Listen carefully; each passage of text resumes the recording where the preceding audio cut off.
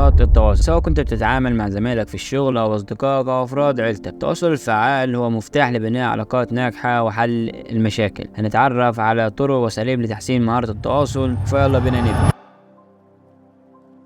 أول حاجة لازم نفهم ليه مهارات التواصل مهمة جدا. التواصل الفعال مش بس بيساعدك توصل أفكارك بوضوح، لكن كمان بيساهم في بناء علاقات قوية ومستدامة. في مجال العمل، التواصل الجيد بيساهم في تحسين الأداء الجماعي وتقليل المشاكل وزيادة الإنتاجية. وفي حياتك الشخصية، التواصل الجيد بيساعدك تحل المشاكل بشكل أسرع وتفهم الآخرين بشكل أفضل. يعني التواصل الفعال هو المفتاح لتطوير كل جوانب حياتك.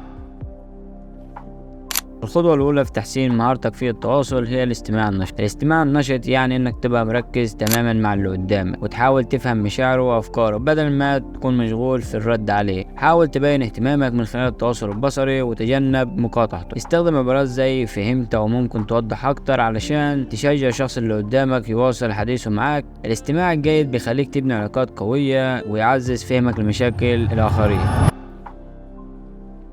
لما تتكلم لازم تكون واضح وبسيط في تعبيرك. اتجنب استخدام لغات معقدة أو غامضة، وحاول تكون مباشر في توصيل رسالتك، واستخدم أمثلة وتوضيحات بسيطة. ده ممكن يساعد على الفهم بشكل أفضل. كمان انتبه للغة جسدك زي تعبيرات وشك وحركة ايدك، لأنها بتعكس مشاعرك وبتضيف طبقة إضافية للتواصل. خلي كلامك مركز ومرتب علشان تتجنب أي خطأ ممكن يحصل. ولو حابين نعمل فيديو كامل عن لغة الجسد اكتبوا لنا في التعليقات. الاستجابة الفعالية معناها انك تتفاعل مع الشخص بطريقة بناءة ومفيدة بدل من الردود الانفعالية. حاول تقدم حلول او افكار بناءة على اللي بتناقشوه. استخدم اسلوب ايه رأيك في كذا بدل ما تقول انت مخطئ او الفكرة مش كويسة. الردود الايجابية والبناءة بتساهم في تطوير المحادثة وبتعزز العلاقة بين الاطراف.